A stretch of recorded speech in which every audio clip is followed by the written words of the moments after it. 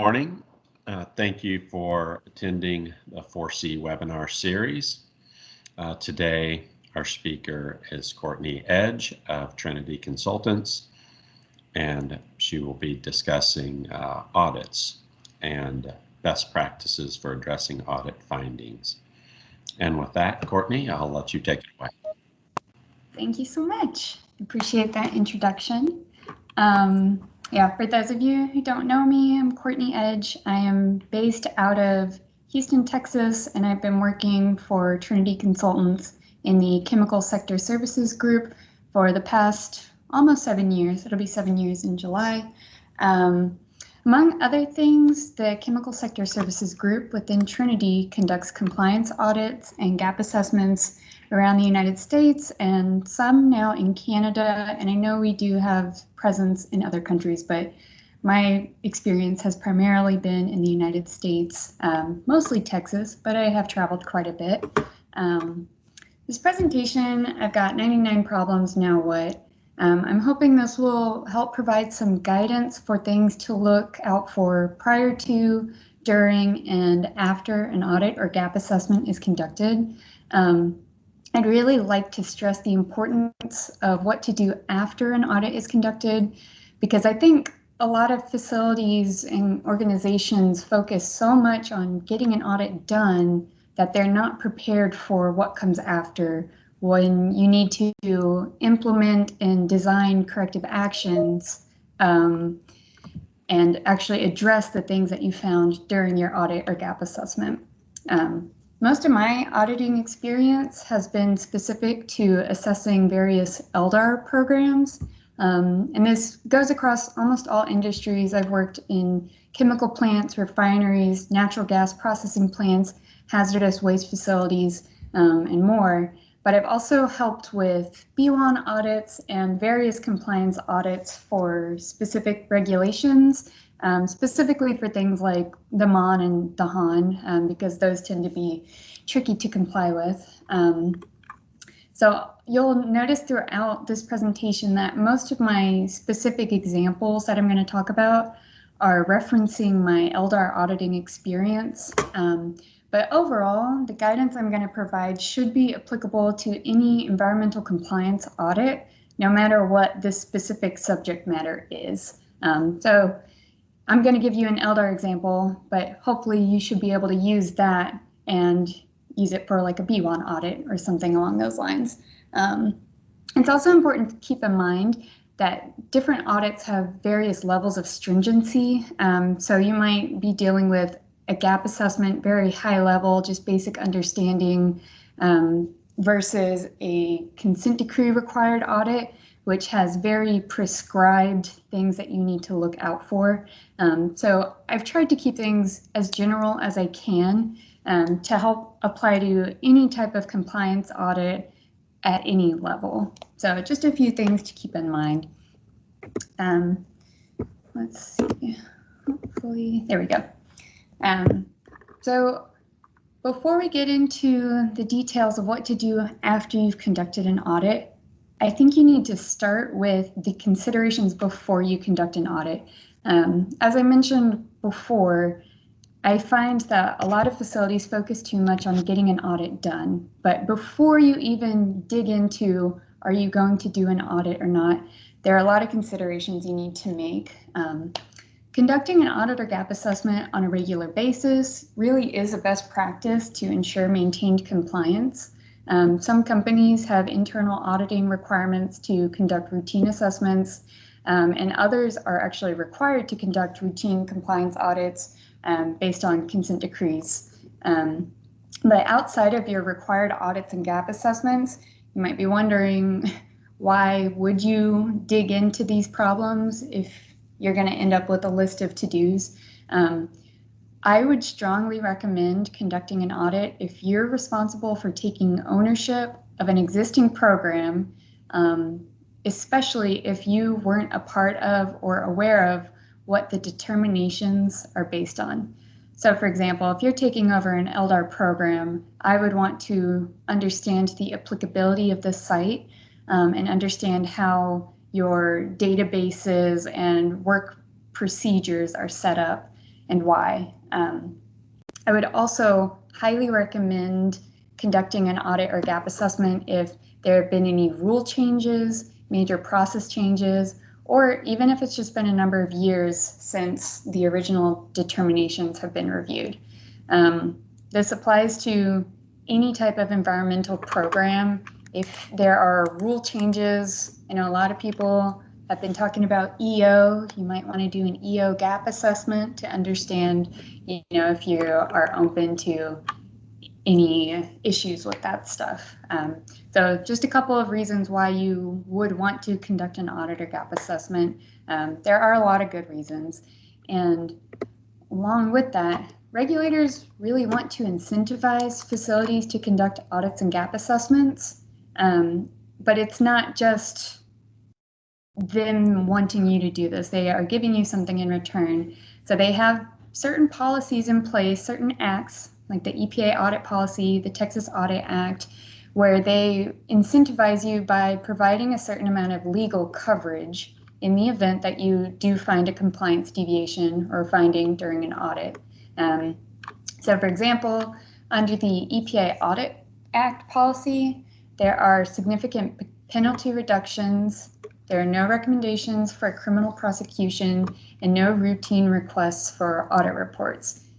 Basically meaning they're not going to request copies of the report to trigger investigations. This is a good faith action where if you voluntarily conduct an audit, they aren't going to ream you for it in the end. There are some other state-specific audit protocols out there, but Texas Audit Act is the one I'm most familiar with, and I think a lot of you are based in Texas, so you've probably worked with that before. When you're identifying what type of audit you would like to conduct, if you're using one of these voluntary audit acts, you do need to keep in mind that you need to conduct the audit within the scope of these policies. So basically saying, if you want to ensure immunity and other legal coverage, you have to follow all of the steps that are prescribed in these acts. So establishing your preliminaries. If you decide you want to undergo an Audit Act voluntary audit, we'd recommend discussing this with your legal team and lawyer, as you'll be submitting documentation to a government agency, whether it be state or federal. And since you're trying to grant evidentiary privilege and immunity from your disclosed violations, you want to make sure that you're not submitting anything that could be interpreted incorrectly from a legal standpoint. I know a lot of environmental people don't really speak legalese. I personally struggle with that. So it's a good idea to get somebody from that world to look at what you're actually submitting to make sure there's nothing that could come and bite you later. So it's also important to make sure that you've considered what resources will be required for not only conducting the audit, but also addressing your corrective actions after the fact. So I'm going to use an example here for what we do in a typical LDAR audit. So first of all, and this would apply to if you're using third-party auditors or an internal audit team. Either way, you're going to have this audit team that comes in. They'll spend maybe a week, maybe a few days at your facility, but in that time, they'll have discussions with maintenance, operations personnel, so that's a few hours out of their day. They'll want to do monitoring observations in the field of the technicians who are actually conducting the LDAR monitoring.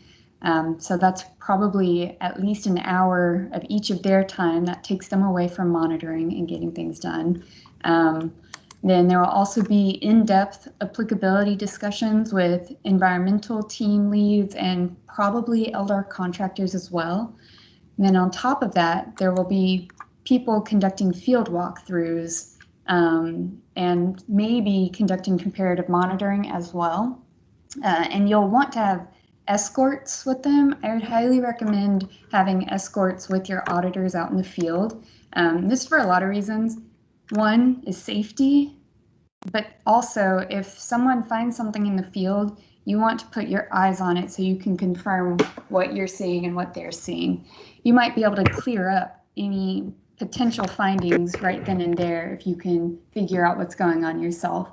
Because an auditor typically is not going to be super familiar with your site. So there might be some things out in the field that just look different to them, or they're just not aware of how you're operating. Maybe there's a big part of a process unit that's out of service, and something that would be a finding if it was in service isn't actually a concern.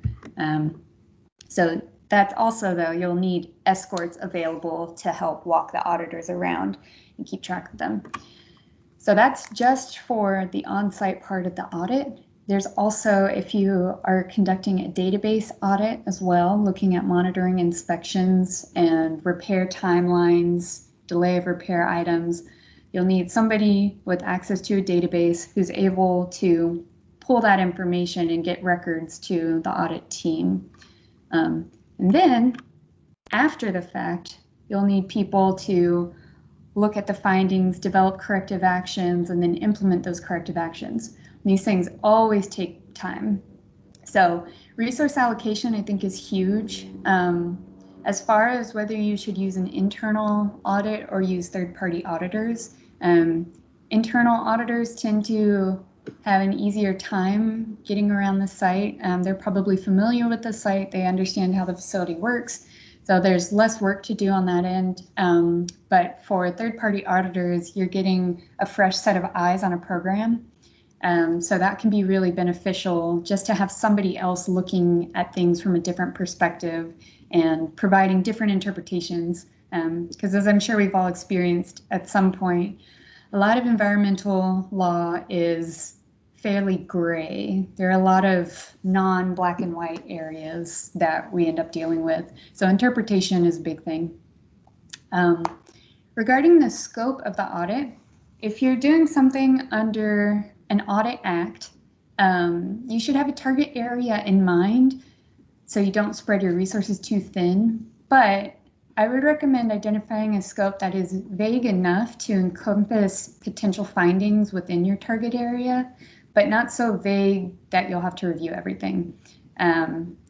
So that should give you the flexibility, conduct another audit under a different scope to capture other items. So basically, if you're working on an audit under the Texas Audit Act and you decide you want to look into another part of the facility or another part of your program, but you aren't able to include it with your first audit, you can open a new audit, and then you're not stuck to as strict of a timeline.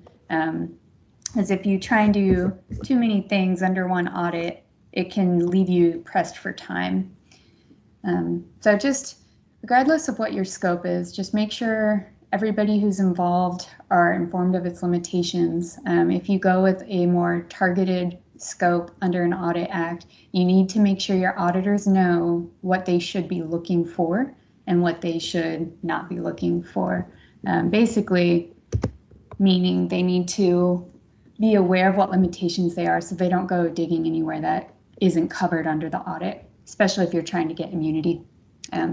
So those are just a couple of things to think of while you're getting an audit established. During your audit, we've kind of touched on a few of the key considerations here, but let's assume you've evaluated your capacity for conducting an audit and you've decided to go for it. There are a couple of other things to keep in mind. So key concerns during an audit, these are more specific to people conducting an audit under the Audit Acts. And this is just for immunity purposes and making sure you have legal coverage under one of the voluntary Audit Acts. But ensuring that you're within your established scope, you don't want to end up finding something that cannot be disclosed under your audit and gain immunity because it was outside of the scope.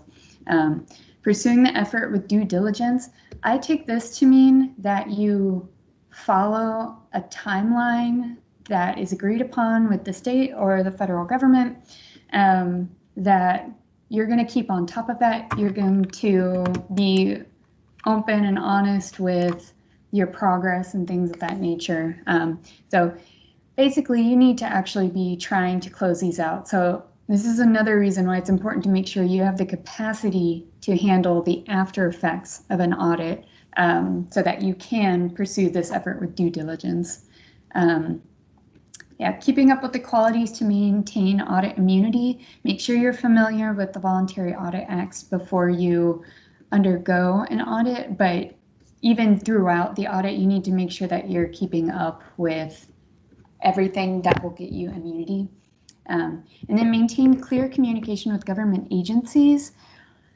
I know that this is something that some people wouldn't recommend necessarily.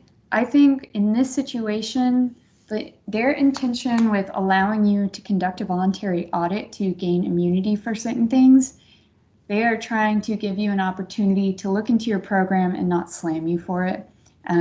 So just make sure that if there's something they need to know, keep them in the loop. You don't want to wait until the last minute because they do have the power to grant you timeline extensions if you need it. And if you're upfront about, any issues you're having with corrective actions, for example, they're more likely to give you an extension with that timeline instead of waiting until the last minute and saying, oh yeah, we're not done with this. Can we have more time? Because I think that ties into the due diligence part of these voluntary audit acts. I think it says a lot if you are maintaining clear communication and they're more willing to be flexible if you are forthright about things. So best practices after an audit. So let's say you've finished your audit. In an ideal world, you won't have any findings, and all you have to do now is go get yourself a drink and give you a big pat on the back. I would absolutely love it if that was how all of my audits have ended. But more realistically, at the end of your audit, you're going to have a list of some compliance concerns in the form of findings and some best practice recommendations for things that aren't really deviations from the rules, but that might be industry standard best practice or even the expectation of regulating agencies. As I mentioned, a lot of environmental law is not black and white, so interpretation really can be key. You'll find that from different regions, different interpretations come up for different rules. There are a lot of ways that interpretation can really color your experience with environmental law. But now you have to take your findings and recommendations and figure out how you're going to address them. I focus mainly on what to do with findings, but implementing recommended actions can follow the same steps. I would also like to be clear, some recommendations are not even best practice, but you will have some recommendations that identify processes that could lead to deviations in the future, but might not necessarily have resulted in a deviation during the audit timeframe. And I think it's important to make sure you understand, talk to your auditors about why something is a recommendation. I think people focus a lot on findings, but recommendations can prevent future deviations if they're based on the rule itself and not just an industry best practice. So keep an eye out for that. Make sure you understand the recommendations, even though it's easy to just say, okay, we have this list of findings, we're just going to focus on that. But for your findings, at the end of an audit, I would really strongly recommend setting up at least 2 meetings to finalize your audit findings. The first meeting should focus on reviewing the findings and applicable regulatory citations with the auditors. And I say with the auditors because reading the findings on your own and reading just a blanket list of citations, it might just be unclear where the specific finding is coming from. But it also, having a meeting face-to-face or even over the phone gives you an opportunity to ask questions to fully understand where the deviation was found and where the auditors think it's coming from. So by the end of this first meeting where you're trying to understand the findings, you should understand how the deviation was identified. And that specifically means I want to know where in my records or where out in the field this issue was found. I want to know how many instances of this issue there were, and I would want to know if this was something that they've seen at other sites. This is something that just we have. You know, there's a lot of background information I would want for each and every one of the findings. But after you have that meeting, you should have the opportunity to prepare for the second meeting to finalize your audit findings. So first step there is to confirm the findings yourself. So after you know where all of the deviations were identified, then you have the opportunity to review the documentation or the areas in the field where deviations were found. And you'll want to look into alternative sources for information. So for example, let's say there were inspection records missing based on a database analysis. There might be handwritten or hard copy records of the inspection somewhere that wasn't reviewed by the auditors. And this is important. A lot of people think that, okay, well, they were conducting an audit. It was supposed to be thorough, so there's probably not many places that I'll be able to find this information. But audits are conducted in a finite amount of time. I would say it is impossible for an auditor to look at every single piece of documentation. They might be cherry picking, like looking for specific weeks for weekly pump inspections, for example. Cherry picking was the wrong word to use there, but they might be pulling weeks at random. They might have looked at a certain subset of component inspections or repair follow-up items, things like that. Basically, it is impossible for any team to review every single piece of documentation, especially if it's not something that they know it exists.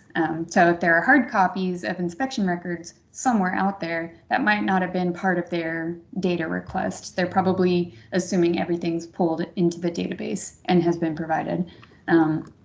So you might be able to find documentation that removes a finding from the list. A good example of this from an LDAR perspective, in a lot of LDAR audits, we'll be missing some of the documentation related to LDAR equipment repairs. And a lot of times these are documented in maintenance work orders and not necessarily in the database. So that could be another area where you find information that the auditors didn't know was out there. So keep an eye out for things like that. Try and figure out where you can find alternative sources of information. If there are a lot of findings that were found in the field, talk to your maintenance and operations personnel to see what's actually in service in that process unit or wherever the items were found. And this ties into involving all the stakeholders that are necessary. Not necessarily, these people don't all need to be involved with every single meeting for finalizing the audit findings, but I would highly recommend reaching out to different groups within your facility who might have access to alternative sources of information that could remove findings from your list. There's a lot of benefits from removing these kind of things from your list. You have fewer things to report, fewer deviations, and ultimately less work for future you to work on. Yeah, and I like to include this. People are always asking what the top 5 LDAR items are that we look at for an LDAR audit. So I'll just cover these really briefly because I'm sure not everybody here is for LDAR.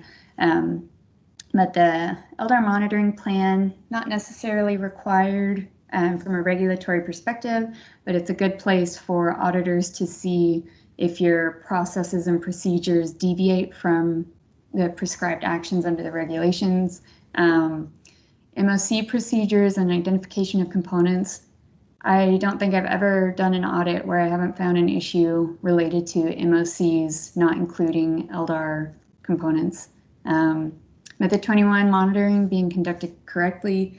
Method 21 is the crux of LDAR regulations, so if this part is done incorrectly, then there are major issues in that program. Open-ended valves and lines, these are things that are easy to identify and once it's seen, it's a finding pretty much, unless the equipment is de-inventoried. But that's a very easy finding to find and almost universal because there are so many different ways you can have an open-ended line, and there are so many different groups that might cause an open-ended line out in the field. Delay of repair documentation. This is another thing where you have maintenance and operations and LDAR all trying to communicate, but there are typically issues with this as well. The top 5 LDAR items that we look into in big detail, and we usually find issues. So this goes back to more general what to do after an audit. Categorizing your findings, I think this is crucial. Before you start digging into the corrective actions for everything, I think you need to do this in order to make sure that your corrective actions are actually addressing the issue. I like to say this is sort of a root cause analysis that you do step by step. But your first step is to identify if an issue is systemic or repeat or a standalone issue. So a repeat offender or systemic issue would be something that's a result of a standard practice by the site or ineffective training, something along those lines, that results in a deviation. So again, another LDAR example, if your LDAR technicians are removing leak tags immediately after the repair for all components, then you are removing leak tags too early for certain components. Under some LDAR rules for specific component types, you're required to maintain your leak tags on the equipment even after the repair for a specific time frame or next 2 monitoring periods. There are different timelines for different component types where you need to leave the leak tag on even after your component is repaired. This is something that we've seen at sites before. It just, oh, it's repaired, we're going to remove this tag. That's how we've always done it. That's how we always will. So that would be a systemic issue. That is an issue of training, and it's not really a one-off incident. It's really easy to identify something as a repeat offender if it's appeared in previous audits. So recommend using past documentation if it's available. If you have done audits in the past and you have those records, I would highly recommend looking at those as you categorize your findings after an audit, because it is very telling for certain trends. If you have had, 4 audits in the past 10 years that have said this is an issue, then that's clearly something that needs to be addressed more thoroughly with this audit. A standalone issue, on the other hand, is something that's only happened a handful of times, and it's really that result of an accident or human error, or even Mother Nature. So I'll use bad weather as an example here. Texas gets hurricanes, high winds might mean that identification comes off of equipment. So you might be missing leak tags in the field, but it's because of a hurricane. It's not really because your facility isn't training its people. It's not because you don't understand the rules. It's literally Mother Nature said, we're gonna blow 70 miles per hour winds today. So that's something that I would consider a more standalone issue. That might just mean you get stronger zip ties or tag ties or something. Next step, after you've identified if something is a systemic or standalone issue, I would look at the perceived risk. And this is really more of a way to prioritize what corrective actions you're going to give your attention to first. And you should correct everything, of course, but if you are trying to figure out a way to prioritize your time within a specific time frame, and you want to know what are the things I need to focus on now and what can I look at in like a week or two, I would recommend looking at things that specifically have an emissions impact. So at the heart, most of our environmental rules are here to regulate emissions. So if you have something that is a deviation and has the potential to increase emissions more than you should per the rule, as opposed to like a documentation typo or something like that. I would say that the emissions related finding is definitely more severe, and that should be given your immediate attention. And a documentation typo, that can be fixed at a later time. And there are a lot of ways to figure out if something should be more severe other than just if it's emissions related. If this is something that EPA regularly and stringently enforces upon, I would call that a severe risk. And yeah, so it'd be like the comparison of missed monitoring or incorrect monitoring using the wrong leak threshold versus an issue, a database typo where one day was given the wrong date or something like that. Technically both findings, but one that's more important is figuring out why you're missing your monitoring and making sure you get back on track with that. And then the last, easy fix versus difficult fix, is just another way to help prioritize how you are implementing and developing your corrective actions. If you have something that's a standalone issue, it might be that you have, it's just a one-day fix. You just need someone to go out in the field, reaffix a tag, something like that.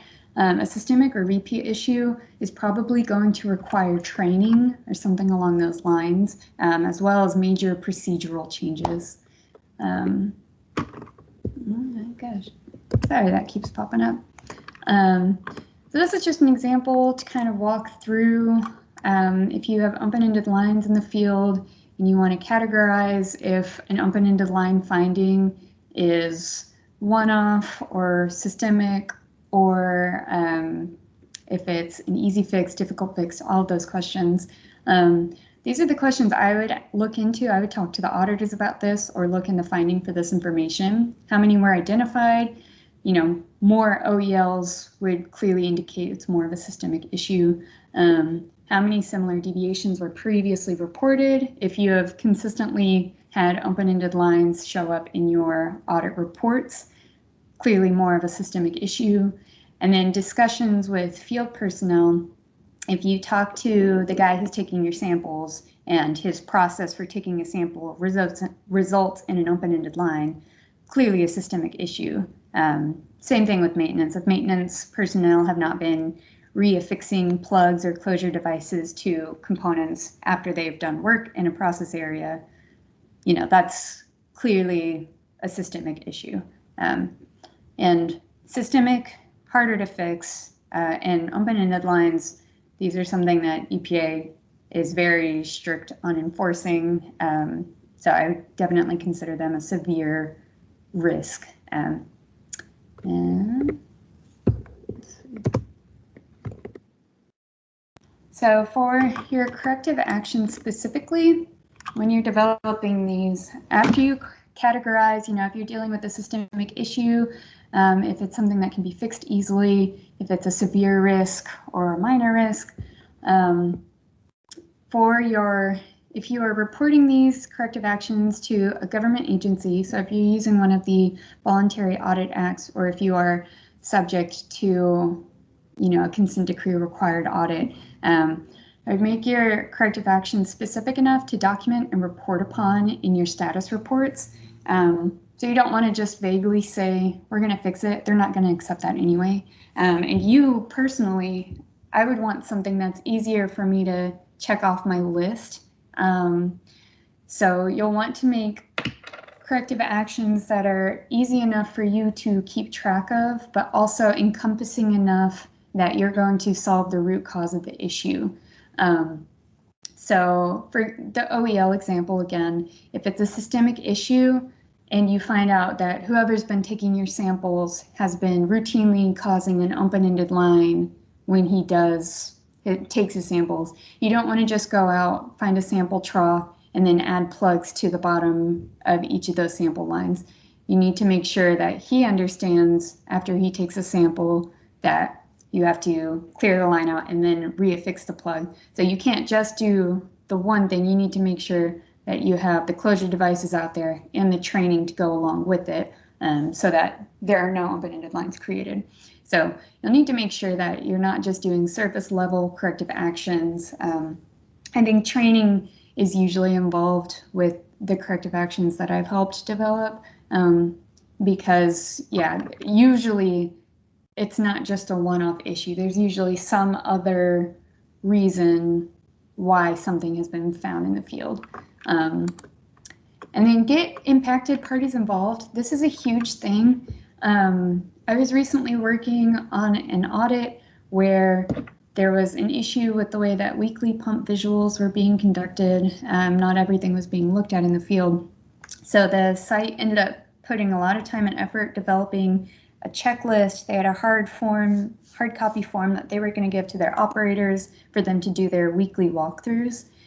And after they spent a few hours putting this together, they had a meeting and they told the operators, okay, this is what we want you to do. Here's a process, here's your training. And the operators said, well, why don't we just add those pumps to our daily rounds and we can check them off in our handhelds as we go instead of doing this separate form. So it's important to get input from the people who are going to be involved with any procedural changes, because you never know, they might already have something in place that can be easily adapted to take care of whatever you're trying to solve. So before you submit anything to your agency, if it's something that's going to involve another group outside of environmental, I would highly recommend getting them involved and just checking with them like, hey, we're planning to tell the government we're doing this. Do you have any input or feedback? So I think that's a really important point. And then defining your roles and responsibilities. I think it's great to have a designated leader who's going to coordinate everybody and keep up with the timelines and agency communications. They should be maintaining some kind of tracking system to see when corrective actions are implemented and how, if they are going over smoothly or if they need to ask for more time. And they would be responsible for keeping up with the different agencies. And then assigning specific corrective actions to different groups. This is something, I know a lot of people have issues delegating things out, but if you are dealing with, mass database updates, I would assign that to your contractor to take care of. If you have reporting updates, that would probably be best with whoever's historically been doing the reporting. So I think it's great to have specific corrective actions that you can assign to different groups. If you need additional manpower, then see if you can get consultants involved, or find other people who have availability to help, because I know people get really busy, and this is where sometimes the corrective actions tend to slip away. Okay, and last but not least, establish your timeline to maintain your corrective actions. I'd recommend having routine updates. Depending on what schedule you have set for implementing your corrective actions, this might mean doing a monthly call. It could be biweekly or weekly, depending on how strict your timeline is. You want to make sure that corrective actions aren't overlapping each other and people are trying to do things that actively go against what other people are working on. If you have training as 3 of your corrective actions, get that all under one umbrella. You don't want to make people sit through 3 separate trainings when it can all be grouped together. Keep on top of your required status updates. That's specifically for anybody who's working on an audit under the Audit Act. You need to make sure that you have your routine status updates provided to a governing agency. And then after your corrective actions are implemented, you should establish internal check-ins. So this is kind of an extra step after you get everything finished up. I would highly recommend, in order to maintain your compliance and make sure that your corrective actions have actually accomplished what they were intended to do, have a little check-in. This might be in the form of maybe an internal audit again, which I know would start the cycle over, but it could just be, someone from environmental going out in the field and making sure, do I see any OELs? Is monitoring being conducted correctly? Just looking at the specific deviation that was previously found that you've hopefully fixed now, just to make sure that whatever action you implemented has been effective. And that's everything for me. Guess, does anybody have any questions? Thank you very much, Courtney. This is a great presentation. Are you getting an echo at all? I'm not, but okay. I'm hearing a tiny echo, but if you can't hear it, that's fantastic. Courtney, one of the things that I wanted to sort of ask you about is some of the corporations have different types of audit. What they call a tier 1 audit is a compliance audit. You're basically looking at, are you in compliance today? Mm-hmm. And there's a system or a benchmarking audit which says, I'm not so concerned whether I'm in compliance today. I want to know the things that would cause me to be not compliant tomorrow. And of course, part of that would be based off of what you'd historically seen from tier 1 audits, not just from that site, but other sites within the organization. So to understand the site's potential issues, you would review, say, 5 sites' audit findings on that particular subject over the last, 5 years. Mm-hmm. So that by seeing many sites' audit findings over a many-year period, you would have an understanding of why they may not be in compliance tomorrow. Then there's a third type of audit, which is an organizational design audit. And the organizational design looks not just at any given plant site, but all the plant sites and the influence of the corporate organization on the plant sites and an influence of other departments. So one of the tier 3 audit findings was, could be that they do not have appropriate knowledge, skills, and ability requirements for positions. In other words, they could hire someone in a position that doesn't have the requisite knowledge, skill, and ability, so they have no chance of being successful. Have you had experience with those different types of audits? And if so, what sort of are there observations, best management practices across different types of audits? So I have definitely been involved with what I would label, based on your descriptions, as tier 1 and tier 2 audits. Tier 3, I have never been a part of an organizational, overarching, looking at all of these different sites at once and seeing where they have potential gaps there. But as far as the first two, I think what I've done in the past for the tier 2 audit, where you're doing what are your potential gaps for the future, what I've done in the past for those types of audits is sort of conduct a side-by-side assessment. So whatever they're subject to now, are they meeting the bare minimum? And then looking at the other rules that they could be subject to, where are the gaps there? And my experience has been, I'm thinking specifically, I've had a series of natural gas processing plants that were previously subject to NSPS KKK, but that due to changes in the process, they were getting pulled into Quad O and Quad OA, but they weren't ready to take on Quad OA. They weren't fully subject to that yet, but it was coming in the future.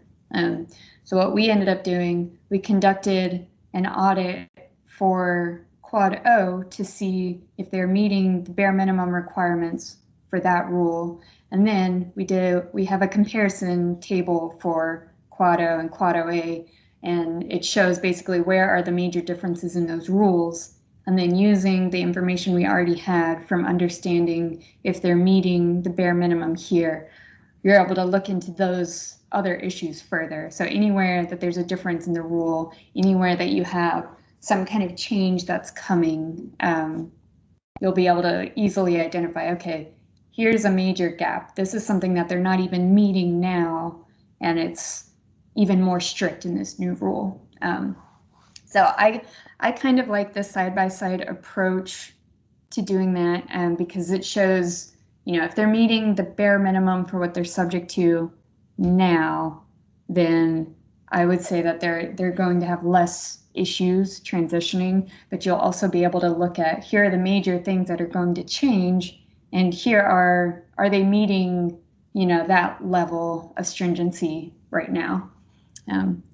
Yeah. But as for the tier 3, I haven't been a part of any of those yet. Yeah, you know, as you audit many sites, then that sort of prepares you to do those tier 3 audits, because you will have had experience seeing these various issues that keep reappearing at different sites. And then that kind of gives the background for what corporate policies or procedures or programs or organizational structure may be the root cause of those violations at various sites. But yeah, it's auditing is the most fun portion of our jobs. It's like a puzzle, and you get to see if all the puzzle pieces fit together, and so it's a lot of fun. It was a great presentation. Thank you very much. I learned a lot, and I very much appreciate you taking your time to share your knowledge with the 4C marketplace community. And also would like to thank you for presenting at the conference each of the last 3 years. Very, very, very much appreciated. Not a problem. Thank you so much for having me. I appreciate it. Okay, with that, we'll conclude. Everyone out there, stay safe in this COVID environment, and take care. Bye. Bye-bye.